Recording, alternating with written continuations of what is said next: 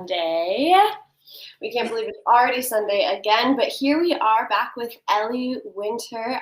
If you didn't happen to catch our live stream with her, that's unfortunate because we lost it, but Ellie is a dear friend of ours from work. That's how we met her, but she has been creating and becoming an entrepreneur for many years now. She is the co-founder of Citrus and Sunlight, and today she is going to be helping us learn something from her college degree. We're going to be learning about some science with her. Mary will talk more about that. Yes, so we did do a tapping class that is on our YouTube page. So look at that. That was an awesome mindful class. And then now we're starting a new series that Ellie thought of called Happy to Be Here, where science meets spirituality. And I'll let her take it away. Awesome. Thank you so much. Yeah, I guess happy to be here to me. It comes from me, basically. It started with me kind of losing touch with the faith I was familiar with through a lot of my childhood and when I was a teenager. And when I started to lose that faith, I was also studying biology, and it led not only to a lot of drawn out existential crises, but also through that, I gained this new perspective on just how cool it is to be alive. And I learned kind of when I was having these crises that the only thing that would get me out of it is just surrendering to the fact that I don't know what the fuck is going on. I don't know why we're here or the meaning of life or any of that, but I know that I will never be here now in this body again, and I'm just happy to be here. Yeah. That was a beautiful description. That was perfect. Yeah, thank you.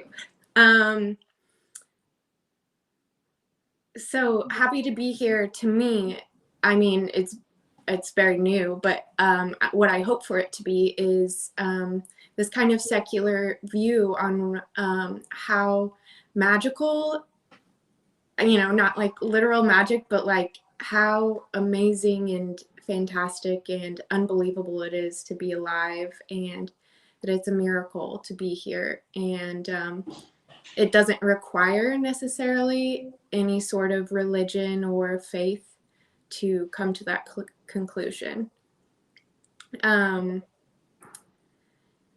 So I experienced that kind of losing my original faith, and at the same time I was getting my biology degree, and I love my degree. I love biology.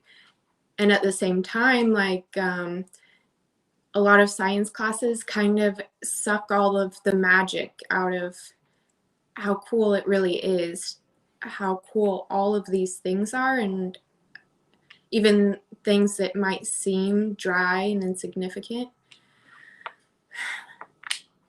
When you get down to how things are really operating and the physiology and things like that,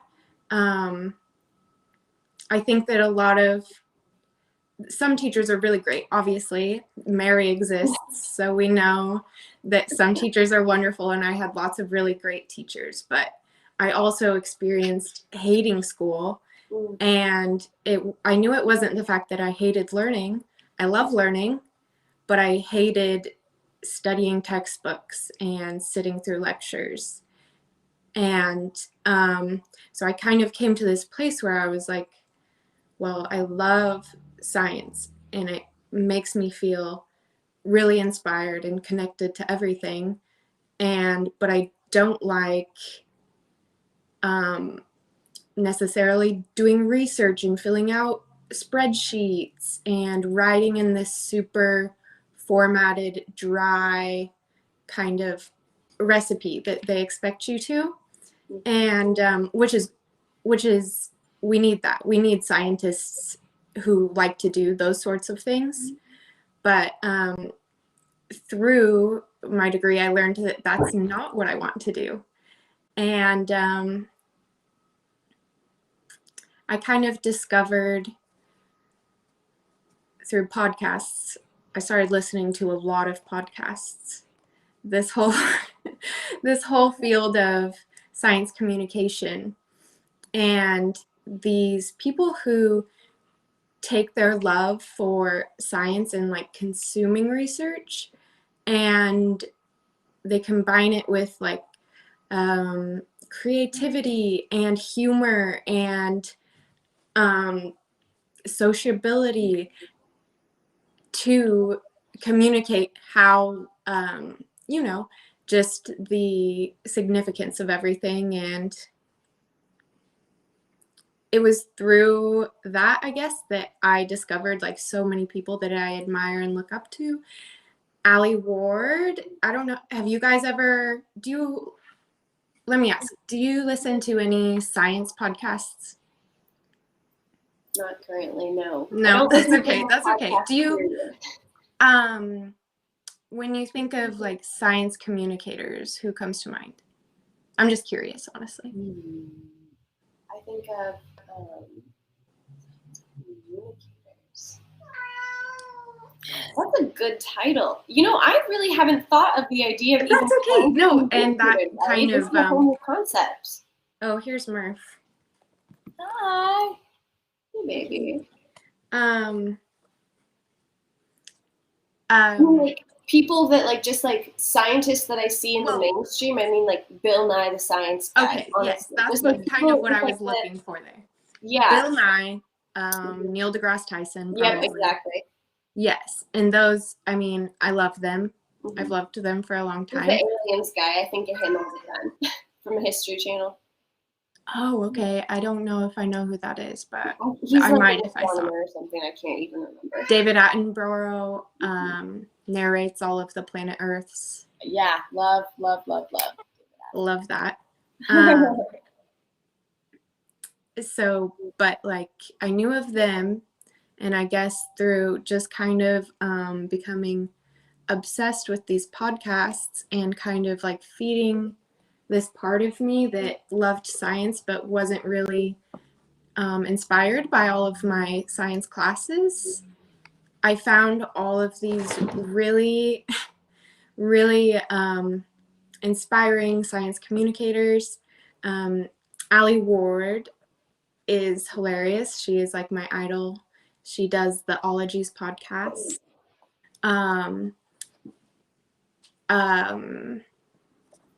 I became like super interested in Carl Sagan, Sylvia Earle, Natalie Batalha, Robin Kimmerer, and there's all these people that are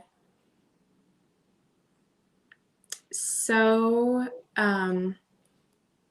brilliant, like, and a lot of them are scientists, not all of them are scientists, but just people that make you realize that you can combine science and a reverence for just the natural world and curiosity for like what is going on and holding space for more than what we can measure right now. And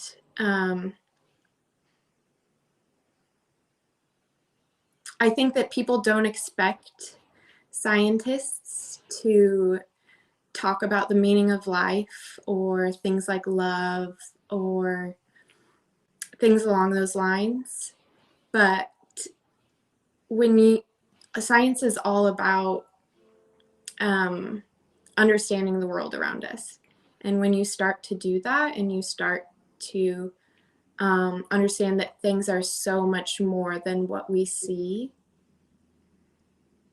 I don't know how you could be in that field and not develop like a deep reverence and experience this awe for everything around you.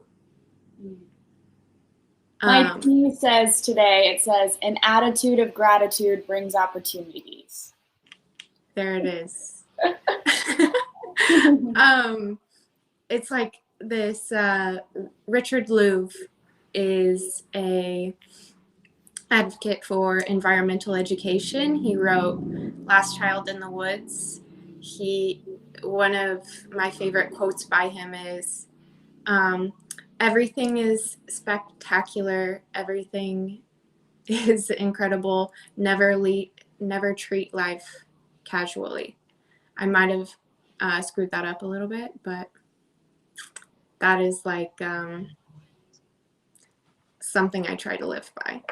Because when you think about it, even if it is anything you see, like I have these potted plants. They came in, or the pots are from Italy. They have like a stamp that says made in Italy. And if you think about all the people that have touched it and the science that it went into, like developing terracotta, I don't know. And all the people that took to develop that, and who is mining the materials, everything you see and like everything you encounter has an incredible history and complexity that you probably aren't thinking about. That connects us a lot more, doesn't it, too? I love that, Ellie. That's a beautiful way to think about things. Yes, and that's another thing. Just my headphones, I'm hearing them talk. Siri is talking to me. Sorry. Okay. That's the other thing, like you don't have to have any sort of religion to recognize the interconnectedness of everything. And scientists, at least a lot of scientists that I've heard, have this realization that the self is an illusion. There is no separateness between us and all the atoms around us and other people, other creatures, objects. It's all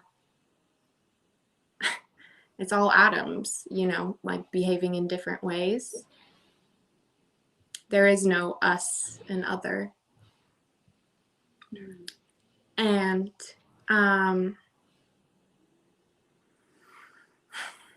so that's just like one example of like how a concept from spirituality doesn't have to be derived by a religious belief, I guess. It is like an observable characteristic of nature, I guess. I was watching, I don't know who it was, but when I was doing that deep dive on the pineal gland or whatever, this woman was explaining, she goes, science isn't behind by any means. We've known for a long time that the third eye exists or whatever, and now science is like starting to understand that science isn't behind. It's just adjacent. It's just how science understands. We don't need to look at it as, oh, which way is better? We just need to look at it as how are both ways helping us see the whole picture. Yeah, absolutely. There's a lot of things in Chinese medicine and things like that science later, not because they're behind, just because the scientific process takes a minute. Yeah, like it's a process. Mm-hmm. And I don't know, I think it exemplifies just that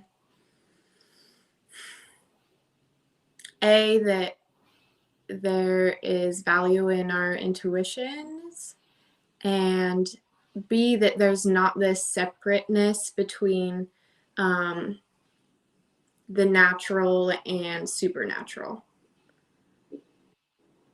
In my opinion, I don't really necessarily believe in a supernatural, because I believe that if there are ghosts, if there is a God, if there are these imperceivable things, there is a explanation that is connected to the world that we can see and perceive. And that doesn't make it less magical. It makes it, to me, even more incredible.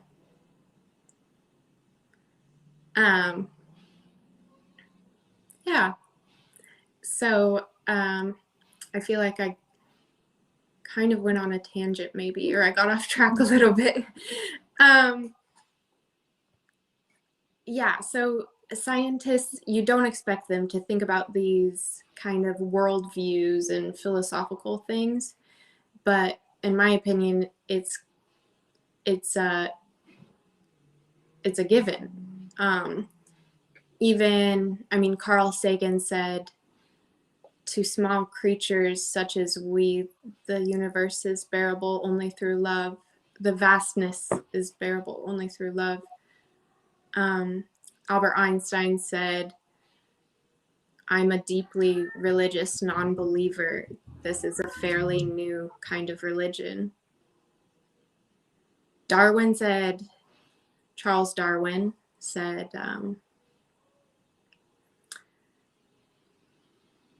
man's greatest quality is the ability to love all living things.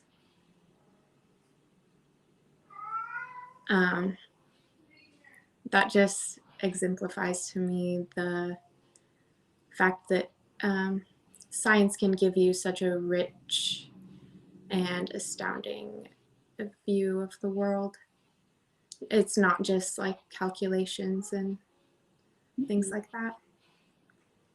I think of it as seeing the God in it all, like the idea of God above, but it's seeing it in it all in the universe. And I think that's so cool how it's all connected. Absolutely.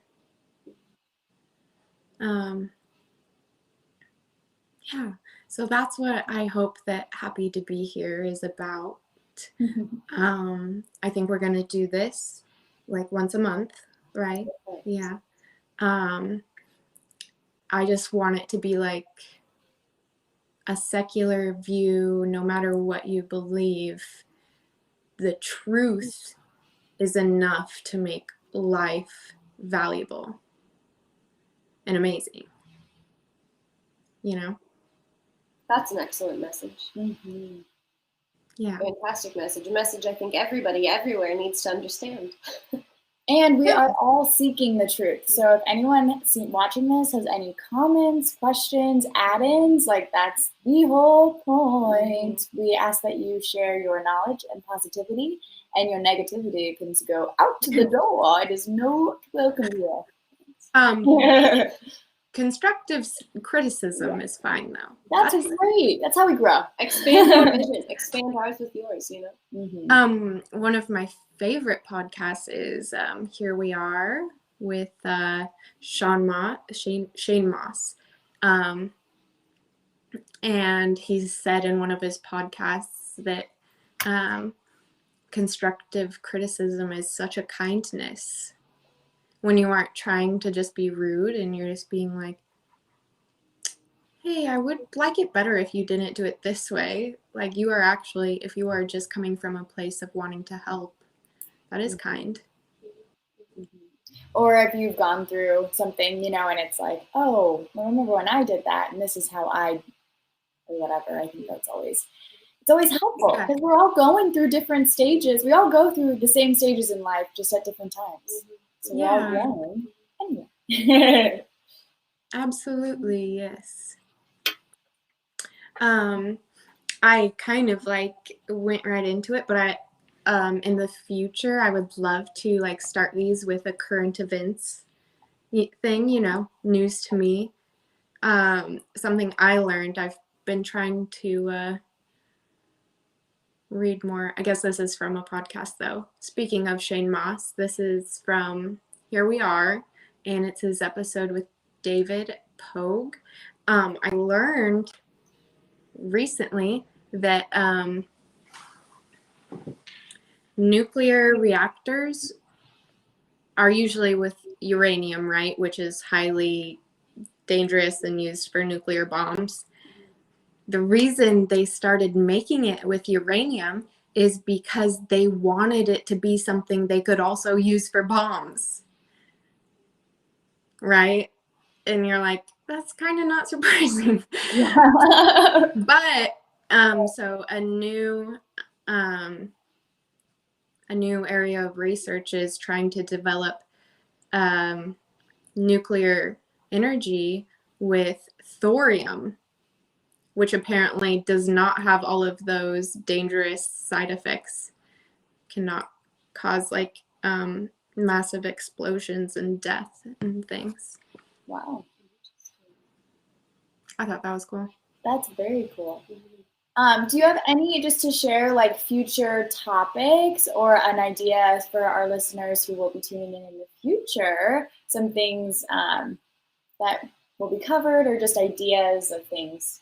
What would that be? Yeah, absolutely. I think that I could do like a million on consciousness.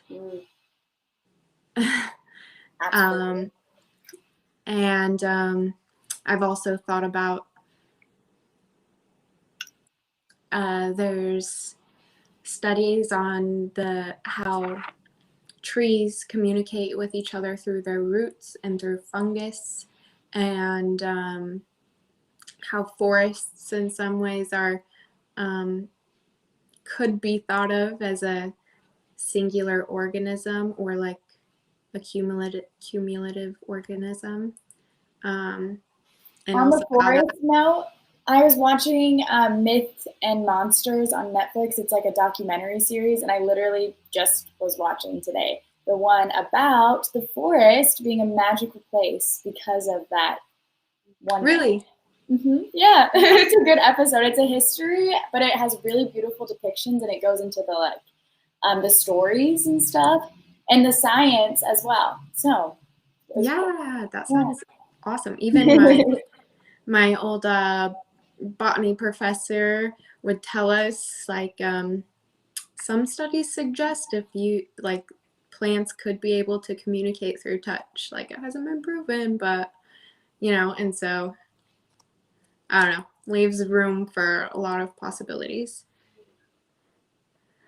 And also that relates to like how there are more microbe bacterial cells in your body than human cells.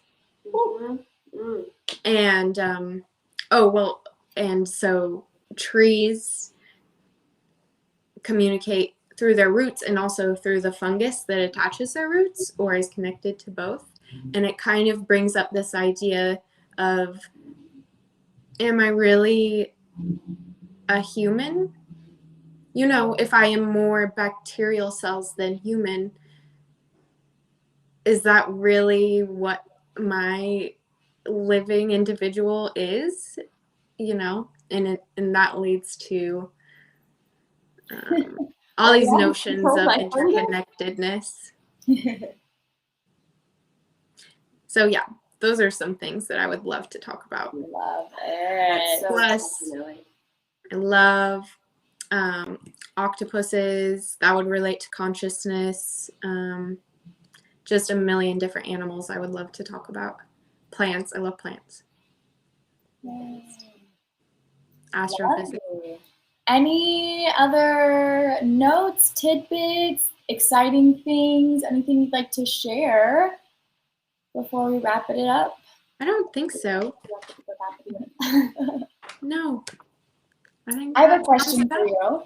Yes. What was one moment in your week where you laughed at just how human you are or things like that? A moment where you're like, oh yeah, I am living this human experience. Oh my gosh, all the time. But, right. I've always like weirdly had this worldview where I'm like, what would an alien think if they were like watching us right now? And I'm always like, God, humans are fucking weird. I think that all the time. This past week,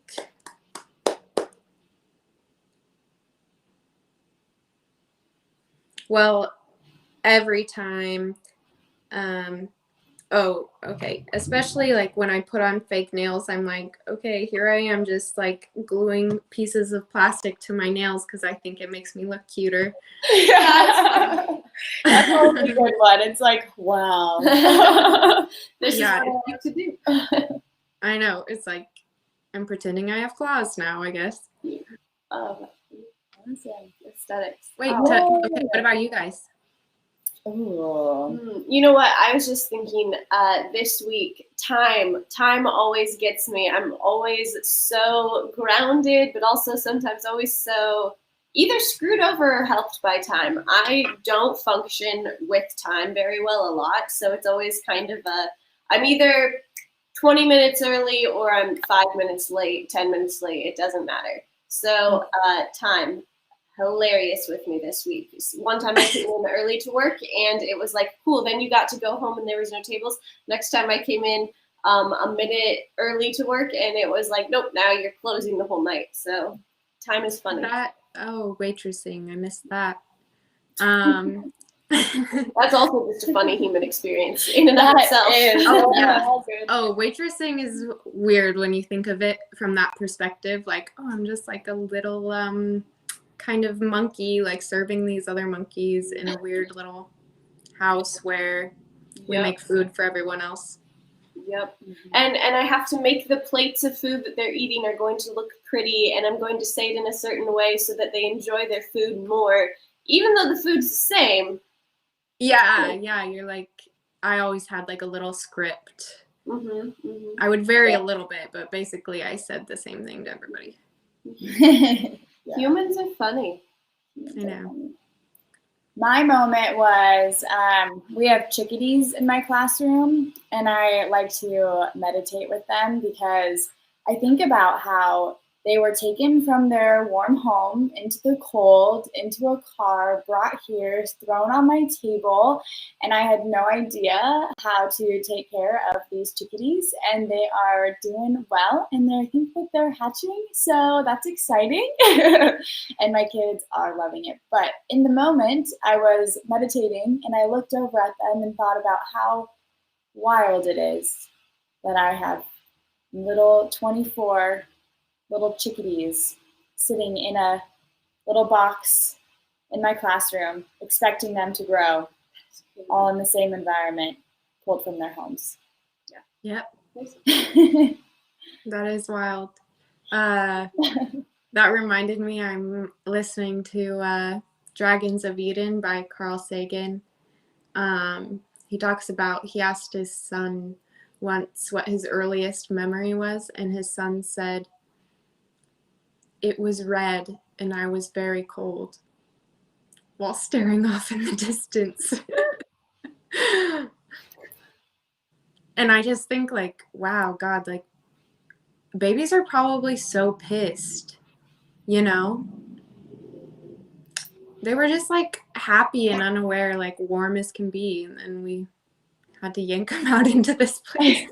Like just abrupt, cold. Yeah. Now we're pulling you lights. out. We're smacking you. Oh, yeah. Fluorescent lighting. We're fluorescent lighting. They don't have any blue light covers on them at all. Oh my! Just coverage. We should give babies blue light glasses. We should. We should also give them all like one-on-one contact with humans. My sister was a nurse in China, and one of the most interesting things that she learned there, or to me, most interesting things, was that the babies don't do chest time with their mother there. They don't like do one-on-one. They all go into a room, and the babies that are sat closest to the window where like nurses and doctors are walking by and are like making eye contact with these babies, the ones that are sat closest to the window end up doing better like throughout the course of their lifetime, have higher IQ tests, are emotionally well, all those things, just because of where they were sat within the first hour and a half of their life, you know, isn't that yeah, God, and like you think about how critical we can be of people when their circumstances can be determined by shit like that. Wild. How unforgiving. Wow. I just got certified in baby yoga, so We have babies. Literal babies doing yoga? Yeah, it's early childhood. So literally, baby yoga is about eye contact, it's about animation, and it's about love. Oh, I love Oh that. my God. I want to take a baby yoga class. I'll teach a baby yoga class for adults. That's perfect. You guys have to like cry though and crap your pants, or else it won't be real. It has to be like legitimate. That's as far as my certification goes. So diapers must be worn. Everybody, all included. Look, I'm very good at crying in class. Half of this is down. Yeah. You get me a little tipsy and we'll see what happens after that. I don't know. Yeah. Wow, we are so excited to start this journey and learn lots. We have so much to learn and so many questions that will continue the growing process. And yeah, we're excited. Ellie will be the first weekend of every month. So catch us in April and then in May and continuing. Absolutely. I'm super excited. Oh, I was going to say we'll keep you updated on the times, but as far as I understand, it'll usually be this evening time, correct, Ellie? Yes. Yes. Okay. Works for me. Awesome. Perfect. Yay! Well, we'll see you later. Bye. See you later. Thank you so much.